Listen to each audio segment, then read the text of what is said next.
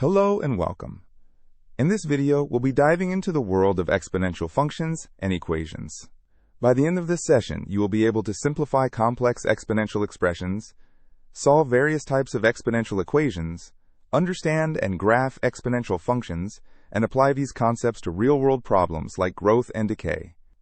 Our main topics will be simplifying expressions, solving equations, graphing functions, and modeling growth and decay. Let's begin with our first objective, simplifying exponential expressions. This is a fundamental skill that relies on the laws of exponents. Our goal here is to simplify expressions using the laws of exponents. You'll recall the key laws of exponents. For example, when multiplying powers with the same base, you add the exponents. When dividing, you subtract them. And a power raised to another power means you multiply the exponents. Here are the laws we'll be using. A to the power of m times a to the power of n is a to the power of m plus n. A to the power of m divided by a to the power of n is a to the power of n is a to the power of m minus n. And a to the power of m all raised to the power of n is a to the power of m times n. Let's look at a common type of simplification problem. Consider the expression, the fraction 3 to the power of n plus 6 to the power of n, all divided by 3 to the power of n. A common mistake here is to try and cancel the 3 to the power of n terms. Remember, you can only cancel factors, not terms in a sum. The correct approach is to factor out a common term from the numerator. First, we can rewrite 6 to the power of n as 2 to the power of n times 3 to the power of n. This is because 6 is 2 times 3, so 6 to the n is 2 times 3 to the n, which is 2 to the n times 3 to the n. Now we can see that 3 to the power of n is a common factor in both terms of the numerator. Let's factor it out. Factoring out 3 to the n gives us 3 to the n times the quantity 1 plus 2 to the n, all divided by 3 to the n. Now we have a factor of 3 to the n in both the numerator and the denominator. We can cancel them out. Canceling the 3 to the n terms leaves us with our simplified answer, 1 plus 2 to the power of n, so the expression simplifies to 1 plus 2 to the n. Let's try another one, this time with subtraction. Consider the expression 2 to the power of m plus 2 minus 2 to the power of m, all divided by 2 to the power of m. Again, we can't cancel terms. We need to factor. Let's rewrite the first term using the exponent law for addition. 2 to the power of m plus 2 can be written as 2 to the power of m times 2 to the power of 2. This is the reverse of the first exponent law we saw. Now, 2 to the power of m is a common factor in the numerator. Let's factor it out. Factoring out 2 to the m gives us 2 to the m times the quantity 2 squared minus 1, all divided by 2 to the m. We can now cancel the 2 to the m terms. This leaves us with 2 squared minus 1, which is 4 minus 1, giving us a final answer of 3. The entire expression simplifies to the number 3. Let's look at one more example that involves a slightly different factoring technique. Simplify the expression 2 to the power of n minus 2 to the power of n minus 1, all divided by 2 to the power of n. Here, the common factor isn't immediately obvious. The trick is to factor out the term with the smallest exponent. In this case, that's 2 to the power of n minus 1. We can rewrite 2 to the n as 2 to the n minus 1 times 2 to the 1. This is the same as 2 to the n minus 1 times 2. Now we can factor out 2 to the power of n minus 1 from the numerator. This gives us 2 to the n minus 1 times the quantity 2 minus 1, all divided by 2 to the n. The term in the parentheses is just 1, so we have 2 to the power of n minus 1 divided by 2 to the power of n. Using the division law of exponents, we subtract the exponents n minus 1 minus n. This simplifies to negative 1. So the answer is 2 to the power of negative 1, which is 1/2. The expression simplifies to 1/2. So we've now seen how to simplify exponential expressions by factoring out common terms and applying the laws of exponents. This is a crucial skill for solving exponential equations. Now let's move on to our second objective, solving exponential equations. An exponential equation is one where the unknown variable appears in the exponent. Our goal is to solve exponential equations by making the bases the same. The key principle for solving these equations is to make the bases on both sides of the equation the same. Once the bases are equal, we can simply equate the exponents. This is the core idea. If a to the power of x equals a to the power of k, then x must equal k. This is because exponential functions are one-to-one. Let's start with a straightforward example. Solve for x2 to the power of x equals 16. Our first step is to express both sides of the equation with the same base. The base on the left is 2. Can we write 16 as a power of 2? Yes, 16 is 2 times 2 times 2 times 2, which is 2 to the power of 4. So we can rewrite the equation as 2 to the x equals 2 to the 4. Now that the bases are the same, we can equate the exponents. This gives us x equals 4. And that's our solution. The value of x is 4. Let's try one that's a bit more complex, involving fractions and negative exponents. Solve for x3 to the power of x plus 2 equals 1 over 27. Again, we want to find a common base. The base on the left is 3.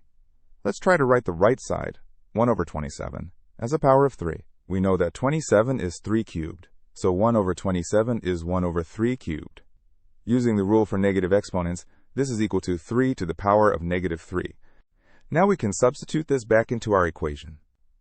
The equation becomes 3 to the power of x plus 2 equals 3 to the power of negative 3. With the bases equal, we can equate the exponents. This gives us the linear equation x plus 2 equals negative 3. Subtracting 2 from both sides, we find that x equals negative 5. So the solution is x equals negative 5. Sometimes, the bases aren't obviously related. In these cases, you need to find a common base that is a prime number. Consider this problem. Solve for x in the equation 4 to the power of x equals 8. The bases of 4 and 8. They are not the same. However, both 4 and 8 can be expressed as powers of the prime number 2. We know that 4 is 2 squared, and 8 is 2 cubed. Let's substitute these into the equation. The equation becomes 2 squared to the power of x equals 2 cubed. Now we use the exponent law for a power raised to a power, which tells us to multiply the exponents. This simplifies the left side to 2 to the power of 2x. So we have 2 to the 2x equals 2 to the 3. With the bases now equal, we can equate the exponents. This gives us 2x equals 3. Dividing by 2, we find that x equals 3 over 2. The solution is x equals 3 halves. Let's try one more example of this type, combining fractions and different bases. Solve for x, 9 to the power of x minus 2 equals 1 over 3. The bases are 9 and 3. Both can be written as powers of 3. 9 is 3 squared, and 1 over 3 is 3 to the power of negative 1. Let's substitute these into the equation. The equation becomes 3 squared to the power of x minus 2 equals 3 to the power of negative 1. Multiply the exponents on the left side. This gives us 3 to the power of 2 times the quantity x minus 2 equals 3 to the power of negative 1. Now equate the exponents. We have 2 times x minus 2 equals negative 1. Distributing the 2 gives 2x minus 4 equals negative 1. Adding 4 to both sides gives 2x equals 3. And finally, dividing by 2, we get x equals 3 over 2. The solution is x equals 3 halves. So, we've now seen how to solve exponential equations by finding a common base and equating the exponents. This method is powerful and allows us to solve many exponential equations algebraically. Next, let's tackle a more advanced type of exponential equation. These are sometimes called quadratic-type exponential equations. Our objective here is to solve exponential equations that can be transformed into quadratic equations. The key to solving these is to recognize a pattern that resembles a quadratic equation. Let's look at an example. Solve for x, 4 to the power of x, plus 2 to the power of x, minus 20 equals 0. Notice that the base 4 is the square of the base 2. This is our clue. We can rewrite 4 to the x as 2 squared to the x. Using the exponent law, 2 squared to the x is the same as 2 to the x squared. So our equation becomes 2 to the x squared plus 2 to the x minus 20 equals 0. Now this looks very much like a quadratic equation. To make it clearer, we can use a substitution. Let's let the variable a equal 2 to the power of x. Substituting this into our equation gives us a squared plus a minus 20 equals 0. This is a standard quadratic equation. We can solve this quadratic equation by factoring. We need two numbers that multiply to minus 20 and add to 1. Those numbers are 5 and minus 4. So the factored form is a plus 5 times a minus 4 equals 0. This gives us two possible solutions for a. Either a equals negative 5 or a equals 4. But remember, we're solving for x, not a. We need to substitute back. Recall that a equals 2 to the power of x. This gives us two exponential equations. 2 to the x equals negative 5, and 2 to the x equals 4. Let's analyze the first equation. Can 2 to the power of x ever be negative? No. Any positive base raised to any real power will always be positive. So 2 to the x equals negative 5 has no solution. The equation 2 to the x equals negative 5 has no solution because 2 to the x is always positive. Now let's look at the second equation. We have 2 to the x equals 4. We can solve this by making the bases the same. 4 is 2 squared. Equating the exponents gives us x equals 2. This is the only solution to the original equation. The solution is x equals 2. Let's try another example to solidify this concept. Solve for x. 9 to the power of x equals 3 to the power of x plus 6. Again, we see a relationship between the bases. 9 is 3 squared. Let's rewrite the equation. We can write 9 to the x as 3 squared to the x, which is 3 to the x squared. So the equation is 3 to the x squared equals 3 to the x plus 6. Now let's rearrange this into a standard quadratic form by moving all terms to one side. We get 3 to the x squared minus 3 to the x minus 6 equals 0. Let's use our substitution again. Let a equal 3 to the power of x. This gives us the quadratic equation a squared minus a minus 6 equals 0. Factoring this, we need two numbers that multiply to minus 6 and add to minus 1. Those numbers are minus 3 and 2. So the factored form is a minus 3 times a plus 2 equals 0. This gives us two solutions for a. Either a equals 3 or a equals negative 2. Now, substitute back to solve for x. Remember, a equals 3 to the x. This gives us two exponential equations. 3 to the x equals 3, and 3 to the x equals negative 2. The second equation, 3 to the x equals negative 2, has no solution because 3 to the x is always positive. The equation 3 to the x equals negative 2 has no solution. For the first equation, 3 to the x equals 3, we can write 3 as 3 to the power of 1. Equating the exponents gives us x equals 1. This is the only solution to the original equation. The solution is x equals 1.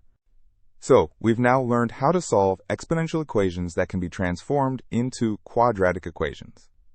The key is to identify the relationship between the bases, use a substitution, solve the resulting quadratic, and then substitute back, being careful to discard any solutions that would require a positive base to be negative. Our next objective is to understand and graph exponential functions. These functions have a very distinct and important shape. Our goal is to understand the properties of exponential functions and how to sketch their graphs. The most simple general exponential function has the form y equals b to the power of x, where the base b is a positive number and not equal to 1. The general form is y equals b to the x, with the conditions that b is greater than 0 and b is not equal to 1. Let's explore the graph of a basic exponential function, y equals 2 to the x. We can create a table of values to plot some points. Here's a table of values for y equals 2 to the x. For example, when x is 3, y is 2 cubed, which is 8. When x is 0, y is 2 to the 0, which is 1. And when x is negative 3, y is 2 to the negative 3, which is 1 over 8. If we plot these points and connect them, we get a smooth increasing curve. Here's the graph of y equals 2 to the x. Notice a few key features. First, it always passes through the point 0, 1. This is because any non-zero base raised to the power of 0 is 1.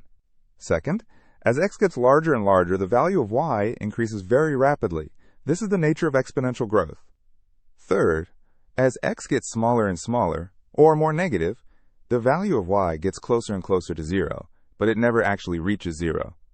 For example, 2 to the negative 10 is about 0.001. 2 to the negative 50 is an even smaller positive number. We say that the line y equals 0, which is the x-axis, is a horizontal asymptote. The graph approaches this line but never touches it. Now let's see how we can transform this basic graph. Consider the general form y equals a times b to the power of x minus c plus d. This general form allows us to shift, stretch, and reflect the basic exponential graph. Let's break down what each parameter does. The parameter, d, controls the vertical translation. It shifts the entire graph up or down. Crucially, it also determines the horizontal asymptote. The asymptote is always at y equals d. The parameter, c, controls the horizontal translation. It shifts the graph left or right. Notice the minus sign in the formula. A value like x minus 2 shifts the graph 2 units to the right. The parameter, a, controls the vertical stretch or compression. If a is negative, it also reflects the graph across the horizontal asymptote. And finally, the base, b, controls the steepness of the curve. A larger base means a steeper curve. If the base is between 0 and 1, the function will be decreasing instead of increasing. Let's put this into practice with an example. We'll sketch the graph of y equals 2 to the power of negative x minus 3. Sketch the graph of y equals 2 to the power of negative x minus 3. First, let's identify the parameters. The d value is minus 3. This tells us the horizontal asymptote is at y equals minus 3. So we draw a dashed line at y equals minus 3. This is the line the graph will approach. Next, let's find the y-intercept. We do this by setting x equal to 0. When x is 0, y is 2 to the power of 0 minus 3. 2 to the 0 is 1, so y is 1 minus 3, which is minus 2. The y-intercept is at 0 minus 2. To get a better sense of the shape, let's find one more point. Let's choose x equals 2. When x is 2, y is 2 to the power of negative 2 minus 3. 2 to the negative 2 is 1 over 4. So y is 1/4 minus 3, which is negative 2 3/4. The point is 2 minus 2.75. Now we can sketch the graph. We have the asymptote at y equals minus 3, the y-intercept at 0 minus 2, and the point 2 minus 2.75. We draw a smooth curve that passes through our points and approaches the asymptote. Notice that because of the negative sign in the exponent, this is a decreasing function. It approaches the asymptote as x goes to positive infinity. Finally, let's state the domain and range. The domain is all possible x values. For any exponential function, the domain is all real numbers. So the domain is the set of all real numbers. The range is all possible y values. Since the graph approaches the asymptote y equals minus 3 from above, the y values are always greater than minus 3. Therefore, the range is the set of all y values such that y is greater than minus 3. So we've now learned how to identify the key features of an exponential function from its equation and use them to sketch an accurate graph. This includes finding the horizontal asymptote, the y-intercept, and determining the domain and range. Let's move on to our final objective, applying exponential functions to model real-world situations, specifically growth and decay. Our goal is to use exponential functions to model and solve problems involving growth and decay. Many natural phenomena, like population growth, radioactive decay, and compound interest, follow an exponential pattern. We can model these with a general formula. The general formula for exponential growth and decay is A equals A naught times B to the power of t. Here, A naught is the initial amount, B is the growth or decay factor, and t is the time. If the quantity is growing, the factor B will be greater than 1. If it's decaying, B will be between 0 and 1. For growth, B is greater than 1.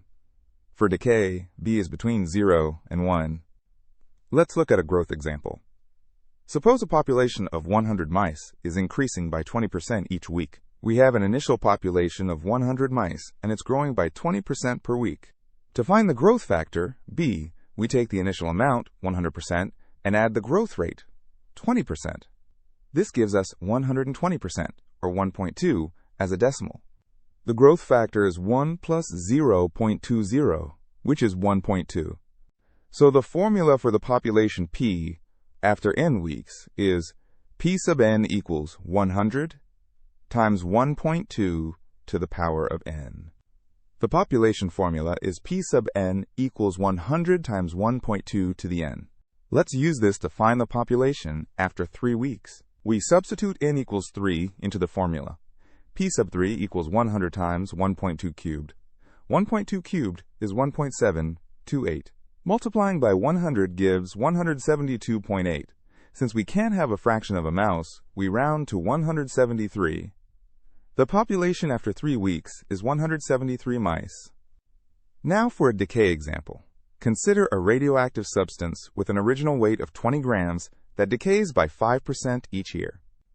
Here, the initial weight is 20 grams, and the decay rate is 5% per year. To find the decay factor, b, we start with 100% and subtract the decay rate. This gives us 95%, or 0.95 as a decimal. The decay factor is 1 minus 0.05, which is 0.95. So the formula for the weight w after n years is w sub n equals 20 times 0.95 to the power of n. The weight formula is w sub n equals 20 times 0.95 to the n. Let's find the weight after 10 years. We substitute n equals 10. W sub 10 equals 20 times 0.95 to the power of 10. Using a calculator, 0.95 to the 10 is approximately 0.5987. Multiplying by 20 gives about 11.974. So after 10 years, approximately 12.0 grams of the substance remain. We've now seen how to construct and use exponential models for both growth and decay. The key is to correctly identify the initial amount and the growth or decay factor. Let's introduce a very special number in mathematics, e, and see how it's used in exponential functions and models. Our objective is to understand the natural exponential, e, and its applications. The number e is an irrational number, like pi, and its value is approximately 2.71828. E is approximately 2.71828. It arises naturally in many areas of science, engineering, and finance. One of the most intuitive ways to understand E is through the concept of continuous compound interest.